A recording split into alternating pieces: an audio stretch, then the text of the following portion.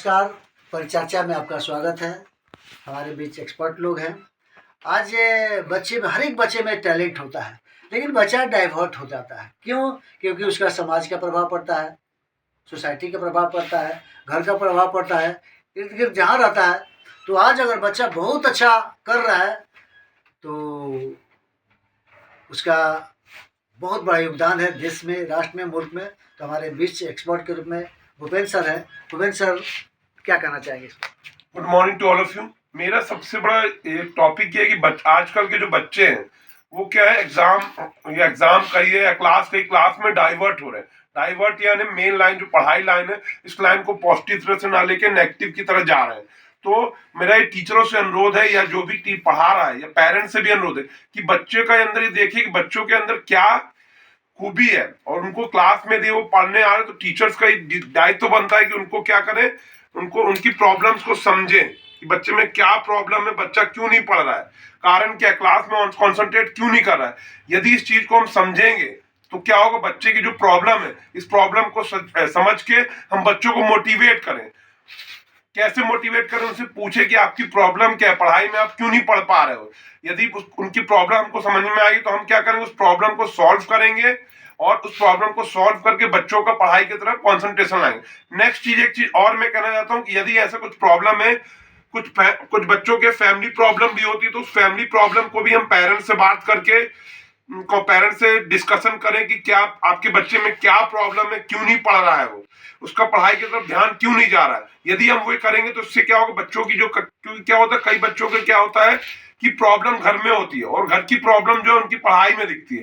तो उस चीज पे हम डिस्कशन करें, उनके पेरेंट्सों से मीटिंग करके बात करें तो हम बच्चे में क्या कर सकते हैं, सुधार ला सकते हैं और बच्चा पढ़ाई की तरफ कंसंट्रेट करना चाहता है। मेरा पेरेंट्स, इस चैनल के थ्रू मेरा पेरेंट्स से भी अनुरोध है कि आप बच्चे के अंदर, स्कूल में यदि वो नहीं पढ़ रहा है तो क्या प्रॉब्लम है, स्कूल टीचर से आप जाइए, मिलिए, उस बच्चे की प्रॉब्लम को समझिए। यदि बच्चे की प्रॉब्लम को आप समझेंगे तो आप जो स्कूल में आके प्रॉब्लम बताते हैं कि बच्चा पढ़ नहीं रहा है, घर में भी नहीं पढ़ रहा है, तो यदि बच्चे पे आप कंसंट्रेट नहीं करेंगे, बच्चे की प्रॉब्लम को यदि नहीं समझेंगे तो बच्चा क्या होगा, वो पढ़ाई की तरफ जाएगा नहीं, वो अदर एक्टिविटीज की तरफ जाएगा। कई बच्चे ऐसे जो खेल के प्रति रुचि रखें, ठीक है, आप खेल के प्रति रुचि रख लें, अगर आपने पढ़ा नहीं तो फिर आपका खेल भी आगे काम नहीं आएगा।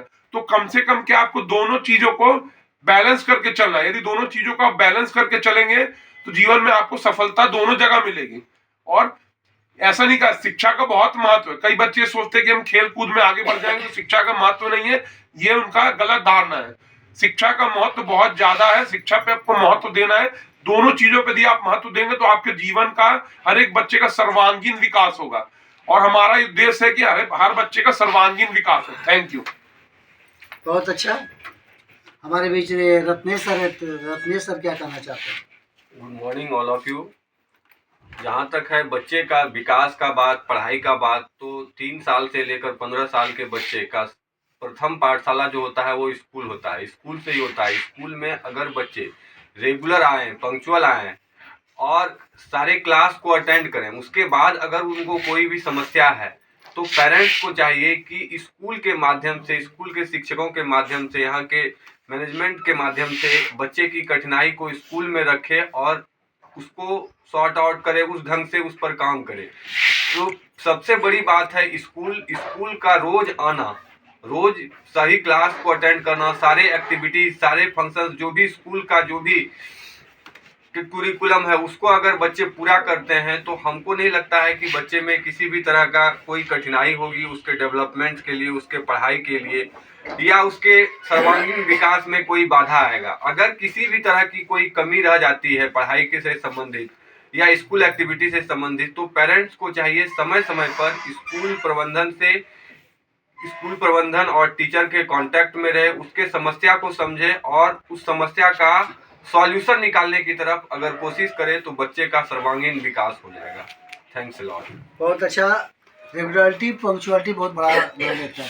बच्चा अगर रेगुलर पंक्चुअल आने लगेगा तो हैबिचुएटेड होएगा, जब हैबिचुएटेड होएगा तो अच्छा कर ही सकता है। हमारे बीच कुमकुम मैम है। कुमकुम मैडम क्या करना चाहते हैं? सर मेरा ये कहना है कि बच्चे हर क्षेत्र में आगे जा सकते हैं, आगे बढ़ सकते हैं।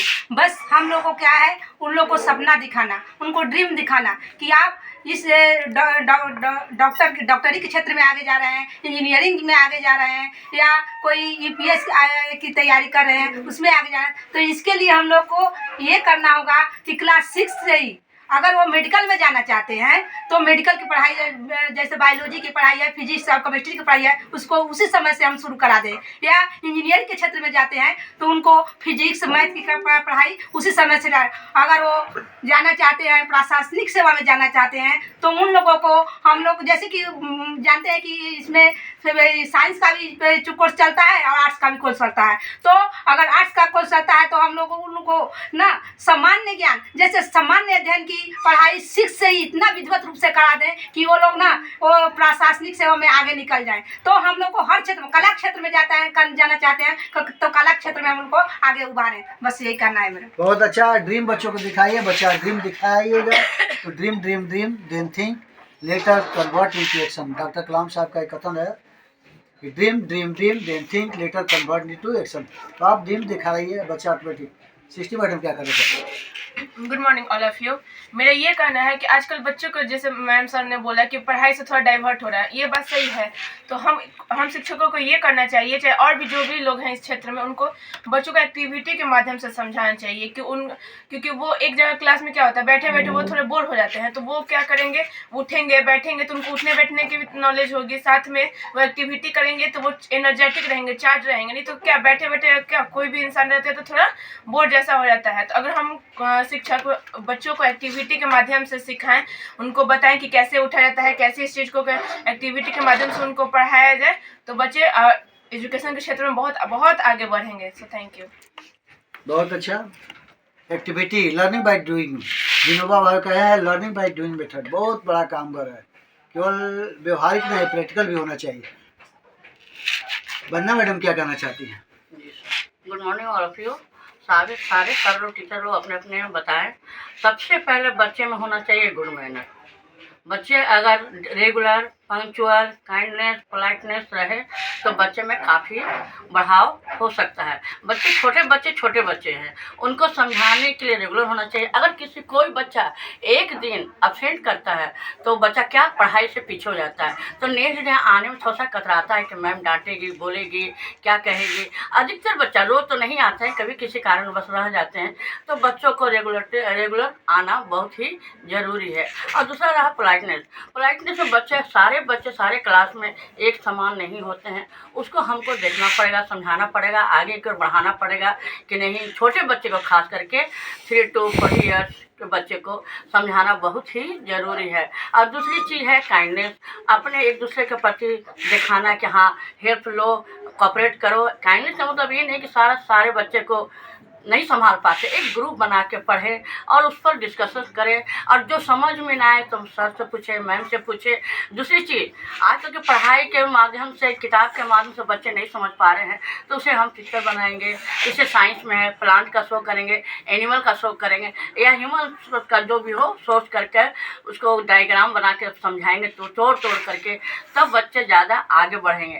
और रहा पंक्चुअलिटी बच्चे में है। बच्चे को अगर हम सर्वांगीण विकास के लिए आगे बढ़ाएं, उसको देखें, समझें। सारे बच्चे एक जैसे तो नहीं होते हैं, और खासकर बच्चों में गुड मैनर होना भी बहुत ही ज़रूरी है। जैसे घर से आने के पहले अपने माता पिता को प्रणाम करें, गुरु को सम्मान दें, टीचर्स को सम्मान दें। ये सब करने पर ही बच्चे डाइवर्ट होंगे। 14 से 20 साल तक में बच्चे काफ़ी डाइवर्ट होते हैं। बच्चे पढ़ने में तेज हैं क्योंकि वो गोल के माध्यम से ज़्यादा कुछ जान जाते हैं।